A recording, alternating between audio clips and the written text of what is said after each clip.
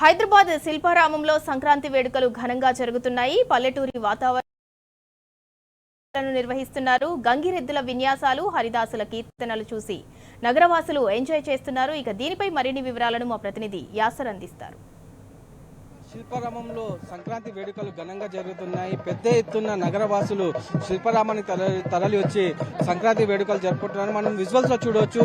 పెద్ద ఎత్తున అయితే హైదరాబాద్ నగర జనం అయితే శిల్పారామం చేరుకొని సంక్రాంతి వేడుకల్లో పాల్గొంటున్న పరిస్థితి మనం చూస్తున్నాం. మొత్తంగా ఏదైతే హైదరాబాద్ నగరవాసులు పల్లెంజాలు తలపించేలా అయితే శిల్పారామంలో సంక్రాంతి సంబరాలు జరుగుతున్నాయి.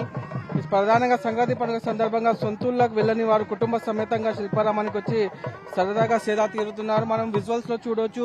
గంగిరెద్దుల ఆటపాటలను మనము ఇక్కడ పిల్లలు పెద్దలు అందరు కుటుంబ సభ్యులతో ఇక్కడికి వచ్చి ఎంజాయ్ చేస్తున్నారు. పల్లెల్లో ఏ విధంగా అయితే ఉంటుందో పల్లె కల్చర్ అదే సేమ్ టు మనకి ఇక్కడ స్పష్టంగా కనిపిస్తుంది. డూడు బస్సు అన్నాల సయ్యాటలు, ఎద్దుల బండ్ల హరిదాసుల కీర్తనలతో శిల్పారామం అయితే మారుమోగుతున్న పరిస్థితి మనకు కనబడుతోంది. మరోవైపు పల్లె వాతావరణం ముట్టిపడేలా నగరవాసుల మంత్రముగ్ధుల్ని చేస్తున్నాయి. హరిదాసు, గంగాదేవర, గుడుబుక్కల పిట్టల ద్వారా వేషధారాలు ఇలా అందరినీ ఆకట్టుకుంటున్నాయి. అచ్చం పల్లెటూరిలో ఏ విధంగా అయితే సంక్రాంతి విశిష్టతను తెలియజేసి సందడి చేస్తారో ఇక్కడ అదే మనకు ప్రధానంగా కనిపిస్తుంది. ప్రధానంగా శిల్పారామంలో ఈ హరిదాసుల పాటలు, బసవన్న విన్యాసాలకు, వాయిదాలకి సాంస్కృతిక కార్యక్రమాలు హైదరాబాద్ లో ఎంతగానో ఆకట్టుకుంటున్నాయి. పల్లెటూరి వాతావరణంలో సంక్రాంతి వేడుకలు అయితే కొనసాగుతాయి. తెలుగు సాంస్కృతిక సాంప్రదాయాలు ప్రతిబింబించేలా అయితే సంబరాలు అయితే ఇక్కడ మనకు కనిపిస్తున్నాయి. ప్రస్తుతం మనతో హరిదాసులు ఉన్న వారితో మాట్లాడదాం. చెప్పండి. హరే నారాయణ హరే నారాయణ త్రిభువన పావన నారాయణ నారాయణ అంటూ ఇక నా హరినామ స్మరణం. మరి సంక్రాంతి అందరికి శుభాకాంక్షలు.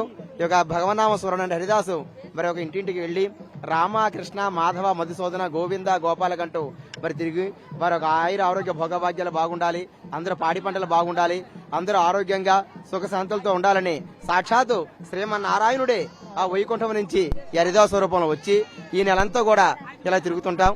మరి కాబట్టి ఇంకా ఈ యొక్క హరిదాసులు మా తాతలు, తండ్రులు, అలాగే మా పెద్దనాన్నగారు మాకు ఇదే వృత్తి.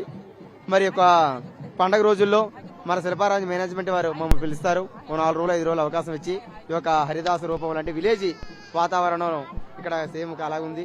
హరే నారాయణ. రైట్. మనం మొత్తంగా చూసుకున్నట్లయితే శిల్పారామం అనేది ఒక విలేజ్ కల్చరల్ గా మనం ఇక్కడ చెప్పుకోవచ్చు.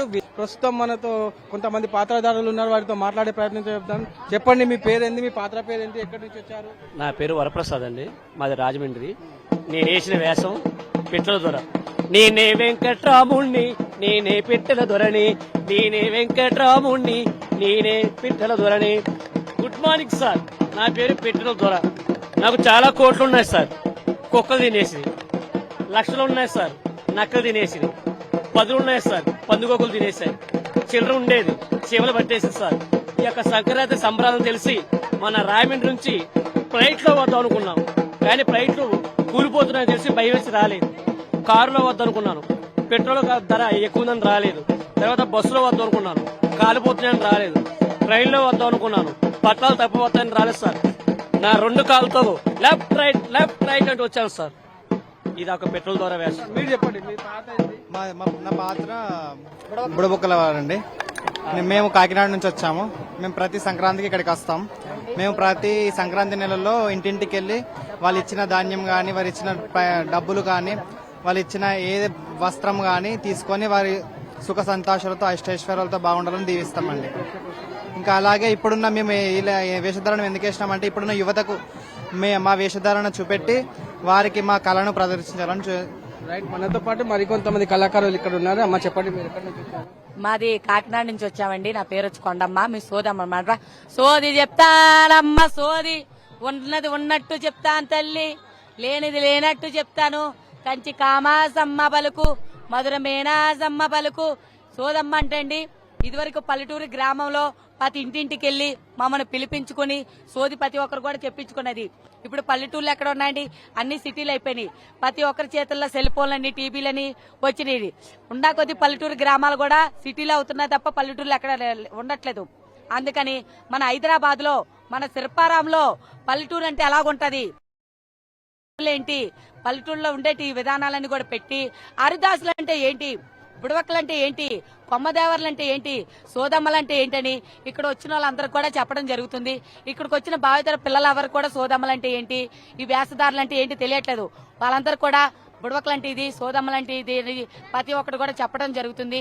దానికి కూడా మాకు ఎంతగానో ఆనందంగా ఉంటుంది.